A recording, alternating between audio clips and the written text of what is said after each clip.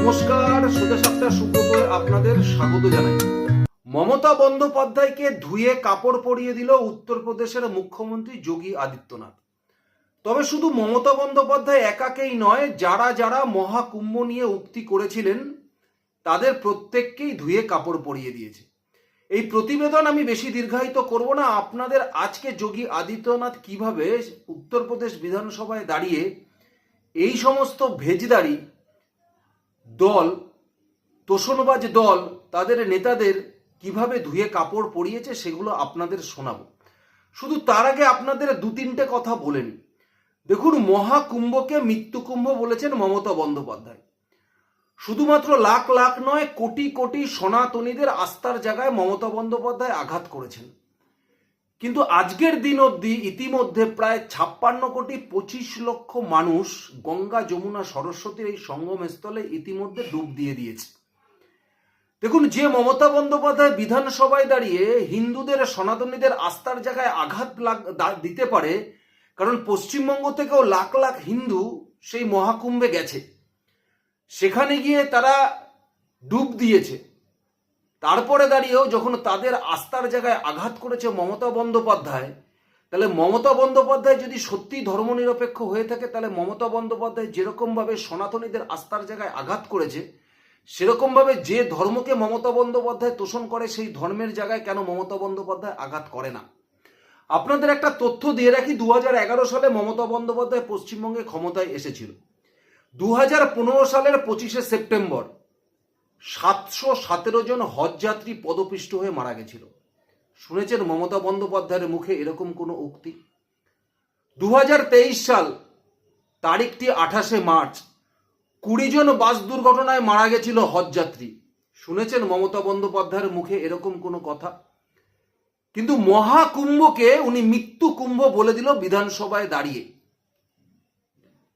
কারণ উনি যে সনাতনীদের আঘাত করে, উনি যে হিন্দুদের আঘাত করছে, বারবার মুসলিম ভোট শুধুমাত্র পাওয়ার জন্য, শুধুমাত্র মুসলিমদের তোষণ করবার জন্য, এটা তার একটা সবথেকে বড় জলজান্ত প্রমাণ এবং উদাহরণ।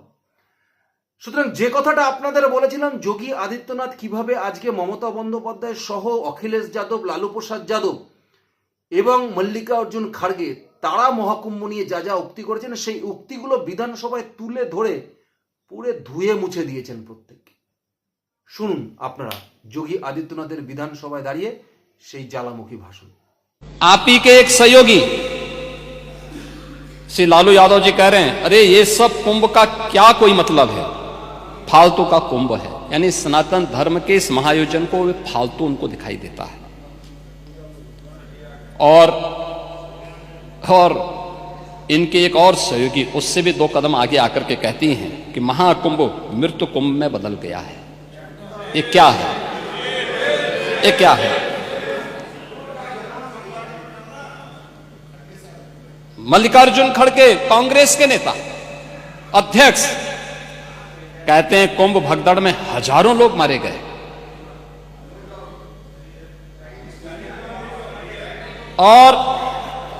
और जया बच्चन क्या कहती हैं? ये समाजवादी पार्टी की नेत्री हैं। इस देश ने अभी सबसे बड़ा मुद्दा महाकुंभ भगदड़ की घटना है। उन मृतकों की सही संख्या बतानी चाहिए और जनता को सफाई देनी चाहिए। उन्होंने आगे क्या बात कही? उन्होंने कहा व्यवस्थाएं आम आदमी के लिए नहीं बल्कि वीआईपी के लिए थी। शवों को गंगा में बहा दिया गया, इससे पानी प्रदूषित हुआ है। यही पानी लोगों तक पहुंच रहा है। और ये इस प्रकार के गैर जिम्मेदाराना बयान समाजवादी पार्टी, कांग्रेस, आरजेडी और टीएमसी के नेताओं के द्वारा सनातन धर्म के जुड़े हुए सबसे बड़े आयोजन के प्रति दिए गए। महोदय, मैं ये जानना चाहता हूं कि क्या सनातन धर्म का अनुयायी बनना या सनातन धर्म के किसी आयोजन को भव्यता के साथ करना क्या कोई अपराध है? उस आयोजन को उन सीमाओं के साथ, उस आस्था को सम्मान देकर के आगे बढ़ाना क्या कोई अपराध है? और अगर अपराध है तो हमारी सरकार इस अपराध को कर रही है और आगे भी करेगी, क्योंकि हम लोग ये मानते हैं सनातन धर्म इस देश का राष्ट्रीय धर्म है।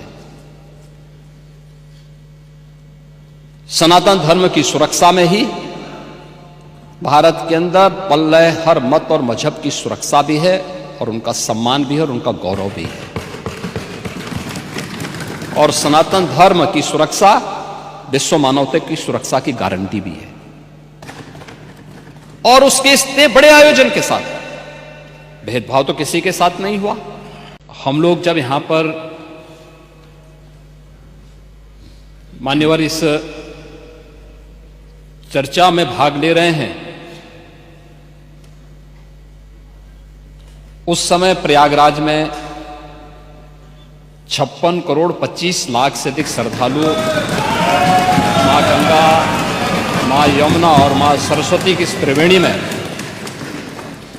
आस्था की पावन डुबकी लगा चुके हैं। और जब हम सनातन धर्म के खिलाफ, मां गंगा के खिलाफ, भारत की आस्था के खिलाफ या महाकुंभ के खिलाफ कोई भी अनर्गल प्रलाप करते हैं, कोई झूठा वीडियो दिखाते हैं, तो इन 56 करोड़ लोगों की आस्था के साथ एक खिलवाड़ है, भारत की सनातन आस्था के साथ खिलवाड़ है। और मैं विनम्रता से कहूंगा कि आयोजन किसी पार्टी विशेष का नहीं था, किसी सरकार का नहीं था। मैं तो बार बार इस बात को कहता रहा हूं कि आयोजन समाज का है, सरकार पीछे है। सरकार सहयोग के लिए, अपने उत्तरदायित्वों का निर्वहन करने के लिए एक सेवक के रूप में हम लोग वहां पर हैं। और एक सेवक के रूप में अपने उत्तरदायित्वों का निर्वहन करने की हमारी जिम्मेदारी है। और उस निर्वहन के लिए हम लोग तत्परता के साथ अपनी जिम्मेदारियों का निर्वहन करेंगे, क्योंकि हमें अपनी जिम्मेदारियों का एहसास है। हमें भारत की सनातन परंपराओं के प्रति अगाध श्रद्धा का भाव है और उन श्रद्धाओं को सम्मान देना वो हमारा दायित्व है। और ये हमारा सौभाग्य है कि इस सदी के इस महाकुंभ के साथ हमारी सरकार को जुड़ने का अवसर प्राप्त हुआ।